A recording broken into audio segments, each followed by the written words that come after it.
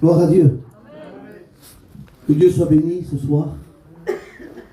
Nous voulons réaliser une fois de plus que Jésus est au milieu de nous. On ne veut pas le dire pour le dire, c'est une réalité, c'est la Bible qui le dit. Merci Seigneur pour ces chants, pour disposer nos cœurs. Merci Seigneur pour les témoignages qu'on a écoutés. Je dis merci Seigneur aussi pour cette mission. Nous savons que cette mission n'a pas été organisée simplement par des hommes, mais cette mission a été organisée par Dieu. Je le crois de tout mon cœur. Je remercie les frères responsables, Ben, et puis les frères qui s'occupent de cette mission, de m'avoir mis au programme avec les frères. Béni soit Dieu. Vous savez, ce soir, on n'est pas là pour faire des concours de prédication, mais on est surtout là, on se tracasse surtout pour amener le mot de Dieu. C'est ce qui compte. Vous savez, le frère a dit dimanche que le Seigneur a choisi des ministères. Il y a des ministères qui ont été établis. Et ils ont été établis pour l'édification de l'Église, pour le bien de l'Église. Et puis je crois que ce soir, nous sommes chacun un marteau qui tape un coup. Et puis le lendemain, c'est un autre frère. Et puis à la fin, des fois, des cœurs de pierre sont brisés. Et celui qui brise les cœurs, c'est Jésus. Des cœurs de pierre, il en fait des cœurs de chair. Des cœurs sensibles. Et ce soir, je voudrais que vous soyez attentifs à la parole de Dieu. Je ne serai pas long, mais vous savez, on va parler d'un verset qu'on connaît, qu'on entend souvent, qu'on emploie souvent. Souvent, on l'emploie quand on est dans des moments difficiles. On se rappelle de ce verset. Et puis, vous savez, un verset a plusieurs portées. On peut l'interpréter de plusieurs manières. Et puis, par exemple, on va lire le psaume 34, verset 7. Il y a toujours le texte, mais qui est dans un contexte. Donc, un verset a toujours un sens prioritaire. Après, bien sûr, on peut aussi le commenter pour d'autres choses. Par exemple, on va voir ce verset que je vais lire avec vous. On le connaît beaucoup, c'est le psaume 34 au verset 7. Il est dit ceci: quand un malheureux crie, l'Éternel entend. Mais pas que. Il ne fait pas que l'entendre. Il dit, il entend et il le sauve de toutes ses détresses. Vous savez, des fois, nous-mêmes serviteurs de Dieu ou chrétiens, on peut entendre le cri de quelqu'un. Des fois, on voudrait bien peut-être l'aider financièrement, matériellement, ou je ne sais pas. Et puis, on est limité parce que nous, on est des fois pareil. On n'a rien, on ne peut rien faire. On a entendu, on entend le besoin, on voit le besoin, mais des fois, on ne peut rien faire. Mais Jésus, lui, il entend le cri du malheureux et il le sauve. Et ce soir, je ne sais pas, peut-être que parmi nous, il y a des sœurs ou des frères, ou des amis, que depuis des mois, depuis des années, depuis quelques jours, il y a le cri du cœur. Le cri du cœur, ce cri-là, ce cri de douleur, ce cri du malheureux, ce cri de la souffrance. Peut-être parce que les enfants ne sont pas convertis, peut-être parce que le mari n'est pas converti, parce que la sœur, la compagne n'est pas convertie. Il y a une souffrance. Mais je voudrais te dire, mon frère, ma sœur, mon ami, que continue à crier à Dieu. Le Seigneur va entendre le cri du cœur. Puis vous savez, ce cri-là, on peut l'interpréter, je vous ai dit, de plusieurs manières. Vous savez, il y a aussi, des fois, on passe des moments difficiles, des moments de maladie, des moments de séparation, des moments difficiles. Et puis, un frère vient nous citer ce texte, nous on le lit, on l'a dans notre cœur. Quand un malheureux crie, l'Éternel entend. Il te délivre. Il te délivre de ta maladie. Il te délivre de ta douleur. Il te délivre de ta dépression. Il te délivre de ton angoisse. On peut l'interpréter comme ça aussi. Et vous savez, il y en a un, moi, qui me plaît particulièrement. C'est le cri de repentance. Le cri du cœur. On voit que ce texte-là veut dire réellement quand un malheureux crie, c'est-à-dire quand un pécheur crie, l'Éternel entend et il le sauve de toutes ses détresses. Il le sauve de tous ses péchés. Et ce soir, le but, c'est de se voir malheureux. Celui qui n'a pas le Seigneur ce soir, le Seigneur voudrait que tu voies ton besoin. Le Seigneur voudrait te montrer que tu vois ton état, que tu reconnaisses ton besoin, que tu reconnaisses que sans Jésus, l'homme est malheureux, la femme est malheureuse. Sans Dieu, on ne peut pas être heureux, c'est pas possible. Vous savez, on a pu voir dans ce monde aujourd'hui, dans le monde du show business, comme on dit, le monde des célébrités, de la chanson, du cinéma, ces hommes-là, ils sont célèbres, ils ont du succès, ils ont des moyens, ils ont des richesses, ils ont tout pour bien aller. Et vous voyez ce milieu-là, ils sont dans la dépression. Ils ne sont pas heureux. Ils se mettent dans des cachets, ils se mettent dans la drogue. Même on a vu certaines célébrités ils ont été jusqu'au suicide. Alors comment ça se fait? Comment ça se fait avoir tant de succès, tant de gloire, tant d'argent? Ne pas être heureux? Ne pas avoir la paix, ne pas bien dormir? Qu'est-ce qui se passe? Eh bien, il se passe tout simplement qu'aujourd'hui, regardez ce que va dire, on connaît aussi ce passage, le psaume 32, verset 1, la Bible dit, et ça c'est le contraire du malheureux, c'est heureux.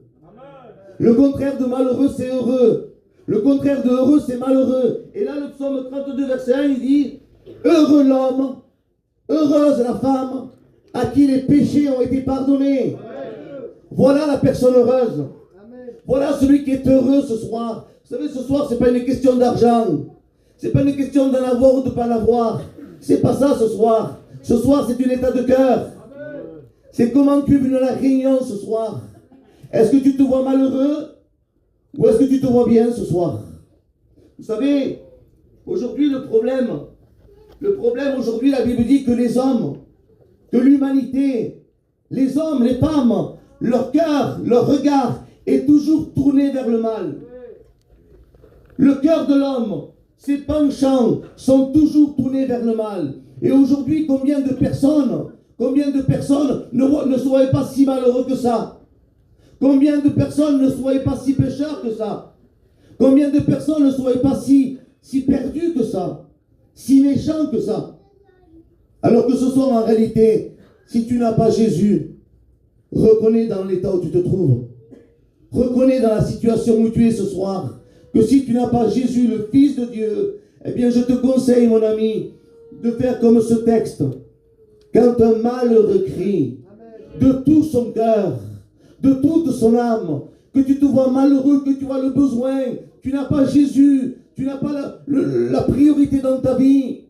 Vous savez, souvent on le dit, Jésus n'est pas un plus, Jésus est tout. Si tu as Jésus, tu as tout. Si tu as Jésus, tu as tout. Je n'ai pas grand-chose, mon frère. Je ne suis pas bien matériellement, je ne suis pas trop riche. Tu as Jésus, tu as la plus grande richesse. Parce que le bonheur, la paix et la joie, c'est quand on a Jésus.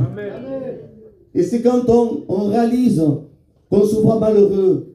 Quand on réalise qu'on est malheureux. Parce que c'est ça le problème aujourd'hui. Le problème aujourd'hui, c'est que l'homme, la femme ne soit pas si malheureux que ça. Je ne suis pas malheureux, moi, je ne suis pas malheureuse. Je suis bien, j'ai ce qu'il faut, peut-être matériellement. Je suis bien, je suis en bonne santé. Vous savez, quand on dit quand un malheureux crie, souvent, les personnes, excusez-moi, ils voient un clochard sur un pont. Ça, c'est un malheureux. C'est un malheureux, il a besoin de Dieu, peut-être c'est un malheureux. C'est un clochard, il n'a rien. Mais excusez-moi, celui qui n'a pas Jésus, il est pareil que cet homme sans Dieu. Ce n'est pas une question de richesse. Si ce soir tu as beaucoup d'argent, ce n'est pas un problème. Si tu n'as pas Jésus, tu es malheureux, mon frère, ma soeur. Le vrai bonheur s'appelle Jésus. C'est Jésus. Et aujourd'hui, eh bien, comme je disais, peut-être que dans des cœurs ce soir, il y a des personnes qui ont ce cri depuis longtemps, qui ont ce cri dans leur cœur, qui crient à Dieu, dire Seigneur, fais quelque chose pour mon foyer.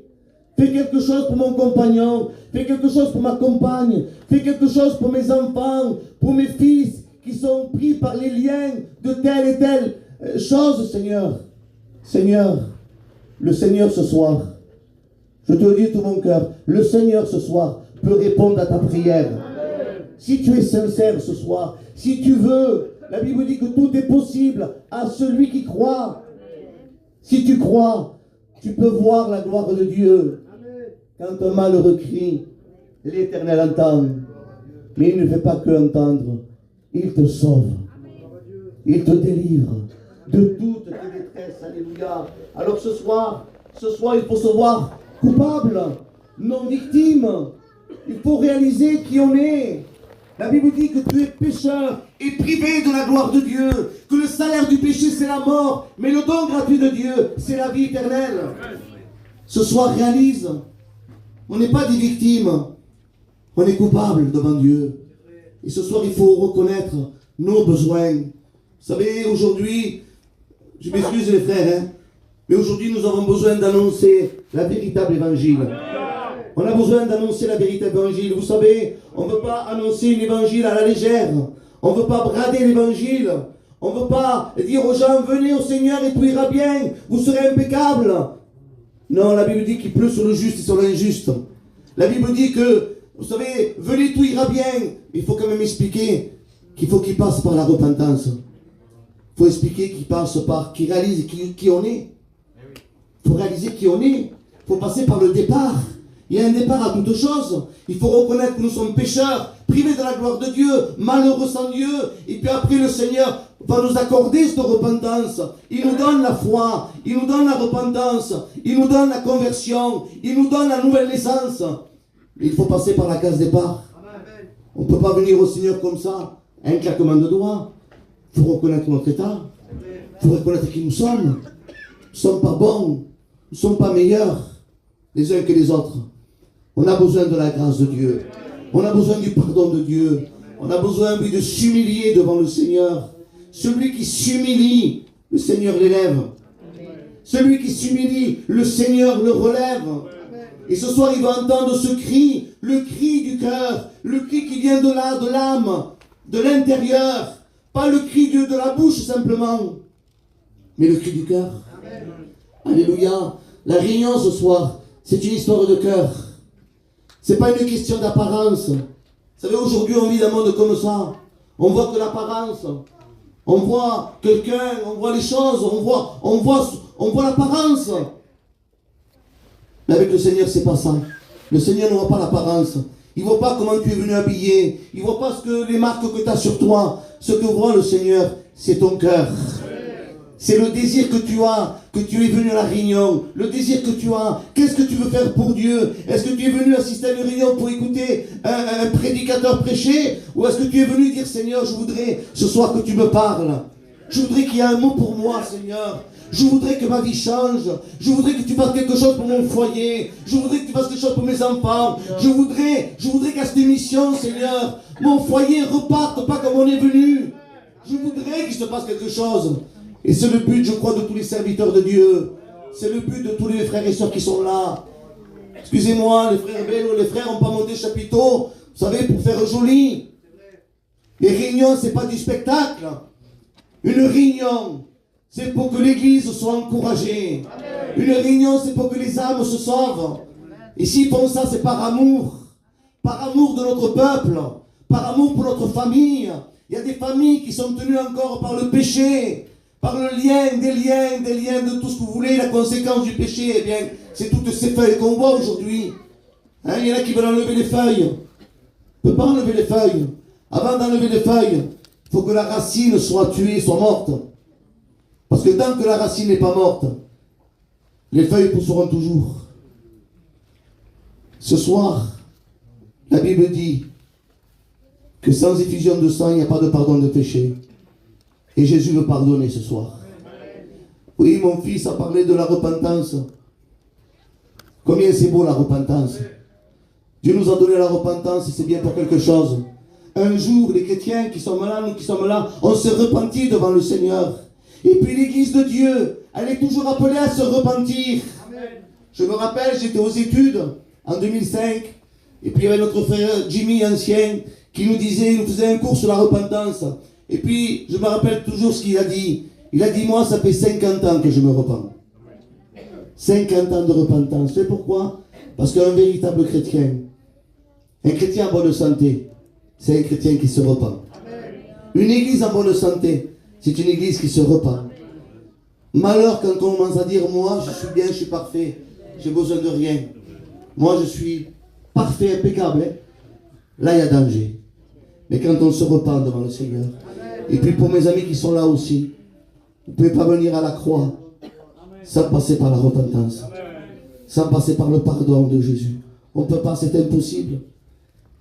Que Dieu soit béni. On continue encore un peu. Hein, frères et sœurs, que Dieu soit béni. Alors merci Seigneur. Vous savez, il y a cette histoire dans Exode 3, verset 7, quand le peuple hébreu était captif en Égypte. Hein, on connaît bien cette histoire, vous la connaissez? On la regarde 5 minutes ensemble. Hein, on va voir, ça va imaginer beaucoup de choses. La Bible dit que Dieu va envoyer Moïse pour libérer les Hébreux d'Égypte. Et puis la Bible dit, puis on va le lire si vous voulez bien, ça se trouve dans Exode 3. Que Dieu soit béni. Voilà, Exode 3. L'Éternel va dire à Moïse, j'ai vu la souffrance de mon peuple qui est en Égypte, et j'ai entendu le cri que lui font pousser ses oppresseurs, car je connais ses douleurs. Je suis descendu pour les délivrer de la main des Égyptiens, et pour le faire monter dans ce pays, dans ce bon et vaste pays, dans un pays où coule le lait et le miel. Vous avez compris que c'est le pays de Canaan, ce merveilleux pays où c'est que Dieu avait promis ce pays au peuple hébreu. Et puis là, on voit cette histoire, quand les Hébreux sont là, captifs, oppressés, une oppression très lourde par Pharaon. Vous savez que dans la Bible, l'image de Pharaon, c'est l'image de l'ennemi. Et puis là, la Bible nous dit qu'ils étaient dans un état d'oppression. Ils étaient dans la boue. Toute la journée, ils fabriquaient de la boue avec de la paille toute la journée pour construire les palais de Pharaon, la ville de Pharaon. Et puis là, toute la journée, ils étaient en train de piétiner dans la boue. Ils étaient oppressés, dans une oppression totale. Le joug de Pharaon était sur eux. Ils n'en pouvaient plus. Et ils se sont rappelés du Dieu de leur père. Et là, ils ont crié. Et regardez le cri, c'est pour ça que c'est important. On ne doit pas crier n'importe comment. Ce cri-là va avec le même cri. Quand un malheureux crie, l'Éternel l'entend et il le délivre. Là, c'était le même cri qu'ils ont poussé. Seigneur, viens nous sortir de la main de Pharaon. Viens nous sortir de cette oppression ténébreuse. Viens de nous sortir de cette boue, de cet esclavage. Et aujourd'hui, qu'est-ce qu'on voit aujourd'hui? Eh bien, ce monde représente ceci. Aujourd'hui, Pharaon, c'est l'ennemi de notre âme qui opprime, qui met l'oppression, qui met ce joug, ce lourd fardeau, le fardeau du péché, dans la boue du péché, dans l'esclavage du péché, enchaîné, lié, tenu, et qui nous amène dans toutes ces passions, dans tous ces dérèglements moraux, qui nous entraîne dans toutes ces choses qu'on voit aujourd'hui, tout ce qu'on voit aujourd'hui autour de nous, tout ce péché à haut niveau, parce qu'aujourd'hui, le péché est à son comble, au plus haut niveau. Jésus revient. Il doit revenir parce que c'est biblique, parce qu'on le sent, on le vit. On vit les derniers moments. Le péché est à son comble. L'abomination est à son comble. Regardez notre jeunesse. Regardez notre peuple en quel état il est. Tenu par des passions qui peuvent plus s'en défaire. Si ce n'est pas la main de Dieu, une délivrance forte, notre peuple va périr. Notre peuple, notre jeunesse périt. Je sais qu'ici à Montpellier ou à Perpignan ou à Toulouse, vous allez n'importe où, Bordeaux, Paris, Marseille, vous allez n'importe où. Notre peuple est détruit. Notre peuple est touché. Quand je dis notre peuple, c'est tous les ethnies. Hein. Notre peuple, le peuple gitan, il est touché, impacté par le péché. Nous qui avions des valeurs, qui avions des règles, qui avions des lois, tout a été renversé. Le péché a renversé tous les murailles, a tout renversé. C'est comme un tsunami qui est venu et qui a tout renversé. Mais Jésus est venu pour redresser toutes choses. Jésus est venu pour relever l'affligé. Jésus est venu pour libérer celui qui veut être libéré, qui veut être pardonné. Et ce soir, tu as la bonne place. Ce soir, tu as la bonne place. Jésus, ce soir, veux réellement que tu cries à lui. Que tu puisses avoir le même cri de ce malheureux. Que tu puisses avoir le même cri que ces Hébreux-là. Seigneur, viens nous délivrer de l'oppression de Pharaon. Viens nous délivrer de l'esclavage. Viens nous délivrer de cette boue. Vous savez que toute la journée, ils fabriquaient de la boue. Ils rentraient chez eux, ils étaient épuisés. Épuisés par le travail. Épuisés par le travail. Tout sale, plein de boue. Et à ce moment-là, il devait penser à Dieu, dire Seigneur, mais combien de temps, combien d'années ça va durer ma situation? Je ne sais pas combien ta situation, depuis combien de temps elle dure. Mais ce soir, le Seigneur va te donner la délivrance. Ce soir, Jésus va te donner la victoire. Ce soir, le Seigneur peut changer les circonstances. Jésus peut changer les situations. Ne limite pas Dieu. Ne le limite pas. Tout est possible à celui qui croit. Et ce soir, si tu cries de tout ton cœur, oh, je ne dis pas de hurler sur ce chapiteau. Je te dis simplement dans ton cœur, pousse ce cri. Seigneur, depuis des mois, depuis des années, je te demande pour telle et telle chose. Je veux, Seigneur, à cette mission, je veux qu'à cette mission, Seigneur, maintenant, je veux qu'il se passe quelque chose. Si tu le veux de tout ton cœur, c'est possible. C'est possible. Vous savez, je vous explique vite fait un témoignage d'une de mes belles-sœurs qui sont à Béziers. J'ai ma belle-sœur qui depuis quelques mois, elle a un problème de santé, problème de maladie, puis ça l'a mis dans un état elle n'arrivait plus à marcher. Des douleurs de tête pendant des mois. Alors, on s'est fait soigner à Montpellier, la ville de Chauliac. Et puis elle a été à Toulouse, là ils ont été à Paris, on a été un peu partout. Et puis elle nous disait qu'elle arrivait au bout de ses forces. Elle arrivait au bout de ses forces, elle commençait à rentrer dans une dépression. Elle commençait à fléchir, elle dit Seigneur, je sens que dans quelques jours je me trouve sur une chaise roulante. Et puis là, il y avait une réunion le soir sur Béziers, et puis elle y a été. Et puis là, elle n'avait pas de force, elle était très mal. Et puis, une voix est venue à elle. Le Seigneur parlait fort à son cœur. Elle disait, cette voix, le Seigneur lui disait, accepte ta maladie. Accepte comment tu es. Accepte. Parce qu'elle n'acceptait pas, elle. Elle n'acceptait pas d'être malade, elle n'acceptait pas de ne pas pouvoir s'en sortir. Et puis il dit, et le Seigneur dit, accepte ton état, accepte comme tu es, mais continue à croire. Accepte, mais crois. Et puis elle a telle réunion le soir. Et puis ça s'est résonné dans son cœur, et puis elle a prié le Seigneur. Puis les serviteurs de Dieu ont prié pour elle. Le lendemain, sa marche avait totalement changé. Guérie totalement. Elle marche comme vous et moi. Pendant des mois, elle n'arrivait pas à marcher. Elle marchait comme vraiment une personne. Elle n'arrivait pas à mettre un pas devant l'autre.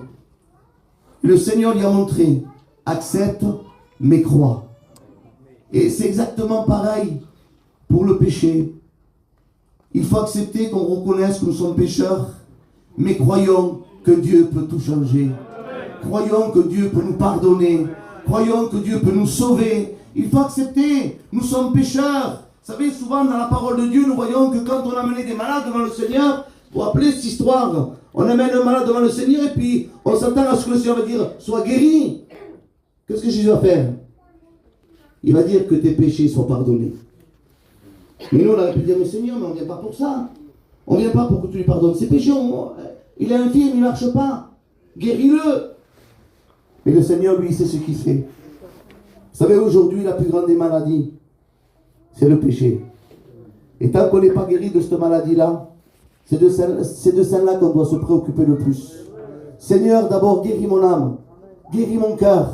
Délivre-moi de tout péché. Et puis après, Seigneur, je sais aussi que tu es capable de me guérir le corps qui est malade.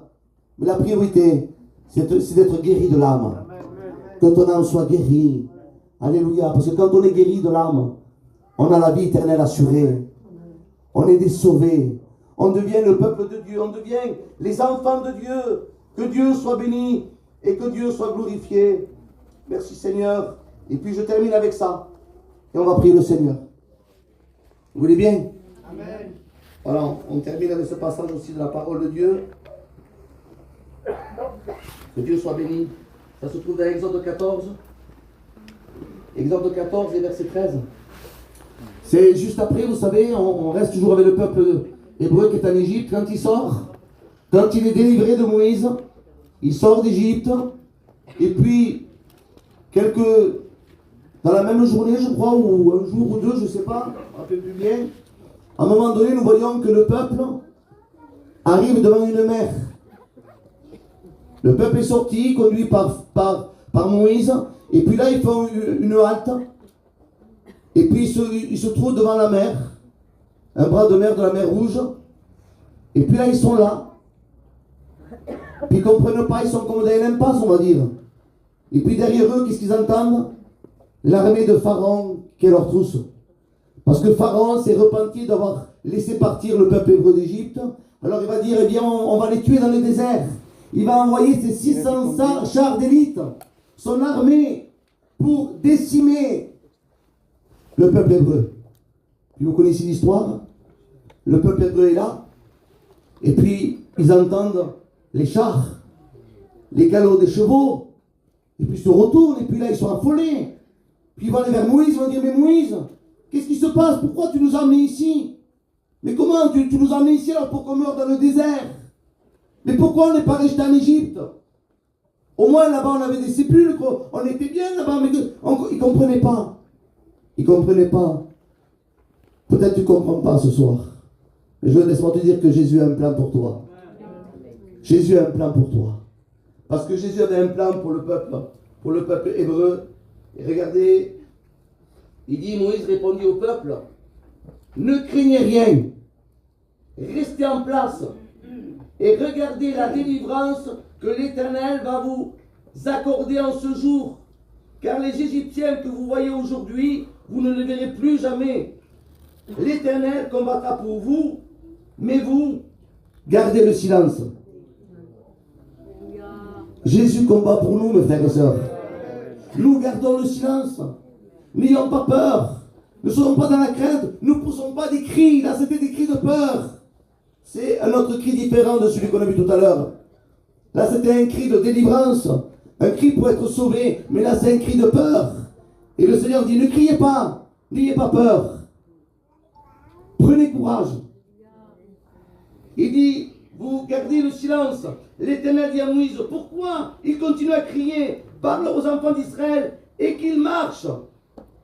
Qu'ils marchent. Et toi, lève ton bâton et fends la mer. Ça veut dire que par la foi, c'est-à-dire la mer n'était pas encore ouverte, qu'il dit avancez, avancez. Ils avançaient en direction de la mer. Et tout en avançant par la foi dans la direction de la mer, le Seigneur a ouvert la mer. Et là, ils ont passé à pied sec. C'est-à-dire dans la situation où ils étaient, une impasse totale. Une impasse totale, la mer devant eux, l'armée d'Égypte derrière. C'est fini. Eh bien, le Seigneur va ouvrir un chemin de délivrance. Une voie de secours. Une voie d'issue. Une bifurcation. Il va ouvrir un chemin dans la mer. Que Dieu soit béni. Eh bien, je voudrais te dire ce soir que si tu fais confiance au Seigneur, quelle que soit la situation que tu passes, le Seigneur est capable d'ouvrir un chemin de délivrance pour toi. Il est capable de changer les situations, changer les circonstances. Seulement une chose, il faut avoir la foi. Et la foi. Garde la foi. Et tu verras la gloire de Dieu. Il faut garder la foi. Crois aux promesses de Dieu. La Bible dit, un verset qui dit, si la bénédiction tarde, attends-la, car elle va venir. Et moi je crois que pendant cette mission, il va y avoir de grandes bénédictions. Je ne dis pas ça pour faire joli, hein. On ne dit pas ça pour faire beau, on le dit parce qu'on le croit. Ben non, je crois que dans cette mission, il va y avoir de grandes bénédictions. Parce que Dieu le veut. Dieu le veut. Quand on est rassemblés en son nom, Dieu veut bénir. Quand il voit qu'on veut que l'œuvre aille, quand il voit qu'on veut que ce soit béni, que nos quartiers, que nos villes soient bénies, que nos familles soient bénies, que le peuple soit béni. Vous croirez qu'on a un Dieu qui dirait non mais moi je ne bénis pas. Quand on se dévoue de tout notre cœur, quand on veut travailler pour le Seigneur il peut dire, il ne peut qu'être d'accord et dire moi je vais envoyer la bénédiction. Alors je vous dis de la part du Seigneur, ce soir, Crie de tout ton cœur au Seigneur, intérieurement. Pousse ce cri dans ton cœur. Seigneur, ne te laisse pas de prier pour ton mari, ma soeur. Ne te laisse pas de prier pour ta compagne, mon frère. Ne vous lassez pas de prier pour vos enfants. Dieu va opérer un miracle. Dieu va bénir. Seulement gardez la foi. Faites confiance en Dieu. Appuyez-vous sur les Écritures. Appuyez-vous sur la parole de Dieu. Nous ne nous appuyons pas sur des mots d'hommes. Appuyons-nous sur la parole. Et Dieu va bénir. La bénédiction va venir. Alléluia. Jésus veut bénir. Jésus veut bénir ton foyer. Tu ne repartiras pas de ce lieu sans être béni. Le Seigneur ne mettra personne de côté à cette mission. Celui qui ne repartira pas béni, c'est parce qu'il aura voulu. C'est parce qu'il aura resté avec un cœur fermé. Un cœur qui n'en veut pas. Mais le Seigneur n'exclut personne. Il ne met personne de côté. Il ne choisit pas une catégorie de personnes. Je veux bénir lui, je veux bénir lui, je veux bénir elle. Et puis les autres, non, je ne les bénis pas. Jésus n'est pas comme ça. Peut-être que les hommes feraient ça. Moi, je veux bénir lui et elle parce que c'est un peu ma famille, parce que je les connais, puis ils sont bien, ils sont gentils, ou ils sont bien peut-être matériellement. On fait des choix, nous. Mais le Seigneur n'est pas comme ça. Le Seigneur, il voit le cœur. Et il ne laisse personne de côté. Il ne laissera personne de côté sur ce terrain, sur cette place. Tous les foyers qui sont ici, amen. Tous les campings qui sont ici, s'ils veulent être bénis, ils repartiront bénis. Ils repartiront avec quelque chose de meilleur en eux. Alléluia. Que Dieu soit béni alors ce soir. Amen. Crions à lui, crie à lui. Amen. Ne te laisse pas de crier. Et ce cri du malheureux. Vois ton besoin ce soir. Vois-toi malheureux, ne te vois pas bien. Dis Seigneur, j'ai besoin de ta grâce. J'ai besoin de ta miséricorde. Je reconnais que je suis pécheur, privé de la gloire de Dieu. Je m'humilie devant toi. Et toi, Seigneur, toi, tu vas m'élever. Parce que le Seigneur, il élève ceux qui sont en bas. Il n'élève pas ceux qui sont en haut. Ceux qui sont en haut, il les abaisse. Mais ceux qui sont en bas, il les relève. Alléluia. On en prie le Seigneur, je laisse la place à mes frères.